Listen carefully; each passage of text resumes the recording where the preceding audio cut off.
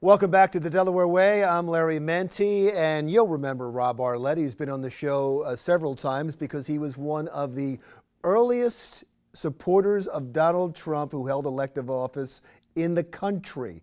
He is a councilman from Sussex County. Thank you, sir. I really appreciate you being here. Great to be here, Larry. Thank you. A question that has always perplexed me. I know you go down to the White House. I know Donald Trump appreciated your support, your early support in Delaware. How come you never took a job in the administration? Because I think there's still a lot of work to do here in Delaware. Truth be told, and I am reached and pulled over to D.C. quite often. I go over about once every other week or so. But there's a lot of work to do here in Delaware, and we are just 2 hours away. So right now we're focused on Delaware, and we want to continue to make great progress here for Delaware. For instance, you would love to see Delaware become a right-to-work state. I would love for Delaware to get more jobs, plain and simple. And so right now, I think Delaware, the citizens of Delaware are demanding more, and the elected officials out of Dover and up and down the state are not delivering. They're not delivering. How do we know that? Because we are a state that is net losing their population. Sussex County is growing as a county, but overall in the state of Delaware, our population has decreased and not increased. Why? Because they're going to other areas throughout this country to find jobs. How are you convinced? How can you make the argument that making Delaware a right-to-work state would create more jobs in the state? Because look at where the manufacturing companies are going today. Look around the country. West Virginia just recently became right-to-work. Did you know that? Did you know that Michigan recently became right-to-work? Wisconsin recently became right-to-work. Why? It's because it's all competition. Things have evolved. I support unions. I support those that are a part of unions. It's not about anti-union or not. It's about attracting manufacturing companies. It's about attracting jobs, because Delawareans want to stay here if there's opportunities to provide for their families. We're assuming everybody knows what right to work is, but and let me take a shot at it. Sure. Right to work means you can choose to be in the union if you want, but you don't have to. You can't be forced to be in the union. Again, this is not about anti-union or pro-union. It's just about attracting companies to come here, plain and simple. And you put your money where your mouth is because you were able to get a municipality to become a right-to-work Sure. municipality. Yeah, we introduced it as an ordinance down in Sussex County, and we had a public hearing, and we had absolutely amazing support throughout the state.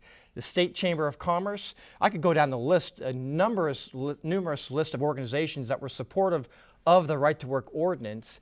In the end, it failed when it came up for vote, but through the effort, we also simultaneously had helped Seaford to introduce the city of Seaford, as you know, which is the town down in Sussex County, which was the former nylon capital of the world, when DuPont had a headquarters located in that town, in that city in Sussex County, where they had about 4,700 manufacturing jobs. They left many years ago, and that part of our county and that city specifically has been drastically in need of new opportunities, and they've not been able to do it. So they just passed their own right-to-work ordinance back on December the 12th. We're very proud of that council, made up of both Democrats and Republicans, made up of both male and female, made up of both Caucasians and African Americans. Doesn't make a difference. They made a decision based on what was right for their people. But how does that work if Seaford does that and the state disagrees with them? Doesn't the state preempt local law? Does not. It could. It's all based on home rule and based on what the state charter says about that city. So it did pass unanimously. Could the state or could somebody perhaps litigate that? Possibly. We'll soon find out. But I would question. When you say you'll soon find out, you think it's going to be challenged? It wouldn't shock me. But then again, I would question why. Why would anybody challenge a city that just is trying to find jobs and new companies, new opportunities for their residents? Why? You're not preventing anybody from joining a union. You're just attracting companies that want to come here like they are in other states, and allowing the choice to be with that employee, allowing the choice to be with that manufacturing, more choices, right? And also, I believe when a rising tide raises all ships. So if there's new companies coming in, i.e. new jobs, wouldn't that be new opportunities for those unions to be able to solicit their services to new employees? So it could also grow the unions. So to me, it's a win-win-win situation all the way around. Isn't it like in Delaware, though, because of the current governor and because of the way the legislature is assembled right now, it's kind of a Don Quixote type fight, isn't it? I mean, it's not going to happen in Delaware. But I'm elected to do a job. And so I don't look at the fear of something. I look at the principle of why I must do something. That's just how I work. and they have to be accountable for why they do what they do, as do I. So to me, it's about attracting new opportunities. It's about keeping our families together, because I got to tell you, Larry, so many of our families, so many of our youth in our county and throughout the state of Delaware are leaving because there's limited opportunities to create an income. That's sad. As a parent, that's irresponsible as an elected official if I don't do something to attract new opportunities for our families and to keep them together. You know, we didn't get to it at all, but I know what you're going to say, but I'll ask anyway. Sure. Donald Trump's first year? Great year. Look at the economy, look at the stock market, and I think beyond that, let's talk about immigration in our last moment or two.